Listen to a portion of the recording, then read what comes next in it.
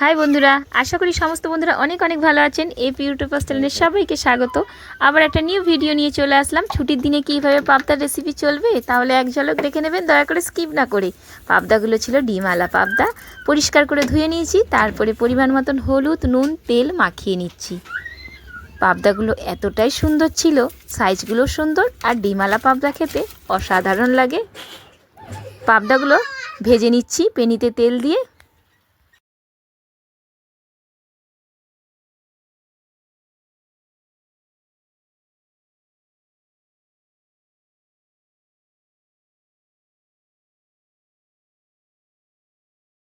সাইডে পাবদাগুলো ভেজে নিচ্ছি, এক সাইডে মশলা তৈরি করে নিচ্ছি। মশলা নিয়েছি এখানে শুকনো লঙ্কা বাটা, আদা বাটা, রসুন বাটা, পেঁয়াজ কুচিয়ে নিয়েছি, টমেটো কুচিয়ে নিয়েছি।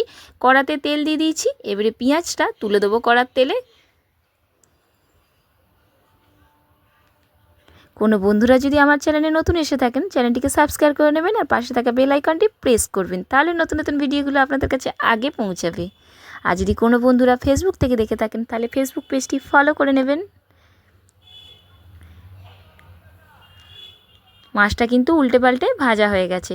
মাছটায় ডিম ছিল বলে মাছটা কিন্তু ভাজবার সময় ফাটছিল, তাই আমি ঢাকা দিয়ে মাছগুলো ভেজে নিলাম।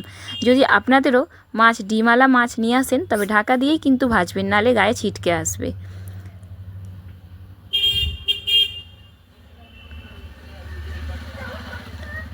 দুটো মাছ ভাজা হয়ে গেল প্রথমে, তারপর আর দুটো মাছ ভেজে নেব। বাড়িতে অতিথি আসলে অবশ্যই পাবদার রেসিপিটি এভাবে বানিয়ে খাওয়াবেন, আপনার কিন্তু প্রশংসা অবশ্যই করবে। পেঁয়াজটা ভাজা হয়ে গেছে, এরপর দিয়ে দিচ্ছি আদা বাটা, রসুন বাটা।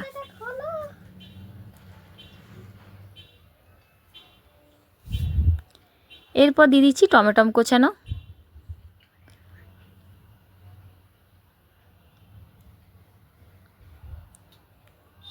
এরপর দিয়ে দেবো লঙ্কা বাটা।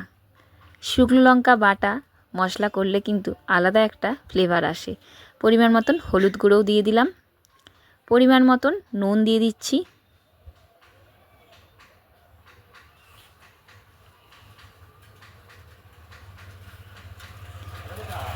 এক চামচ কাশ্মীরি লঙ্কার গুঁড়ো দিচ্ছি কালারের জন্য।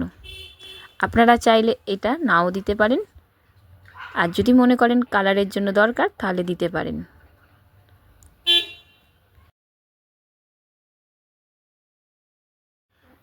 মশলা থেকে কিন্তু তেল ছেড়ে গেছে, মশলাটা তাহলে তৈরি হয়ে গেছে।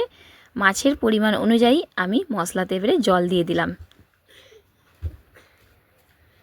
ঝোলটা ফুটছে, এবারে মাছ ভাজাগুলো পরপর দিয়ে দেবো।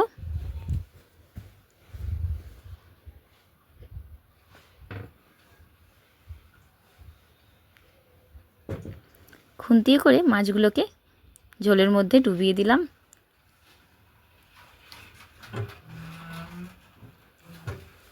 এরপর দিয়ে দিচ্ছি এক চামচ গরম মশলা গুঁড়ো।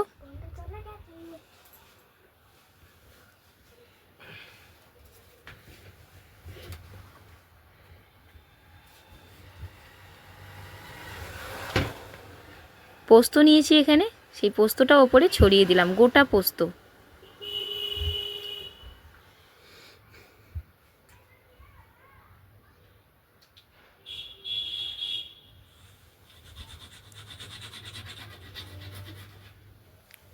এরপর 5 মিনিটের জন্য গ্যাসটা স্লো করে ঢাকা দিয়ে দিলাম মাছটা। দেখুন পুরোপুরি তৈরি, দারুণ কিন্তু দেখতে লাগছে। একবার কিন্তু ট্রাই করবেন। দেখুন সবসময় কিন্তু পাবদা মানেই সর্ষে পোস্ত দিয়ে রান্না করতে হবে এরম কোনো মানে নেই। এভাবেও একবার ট্রাই করে দেখবেন, ভালো লাগবে। যে সমস্ত বাড়িতে গ্যাসের রুগী আছে, সর্ষে পছন্দ করেন না, খেলেই গ্যাস হয়, সেই সমস্ত বাড়িতে কিন্তু এভাবে পাবদাটা একবার ট্রাই করে নেবেন। আর সত্যি খুব ভালো হয়েছিল। পরের ব্লগে দেখা হবে। বাই, সুস্থ থাকবেন প্রত্যেকেই।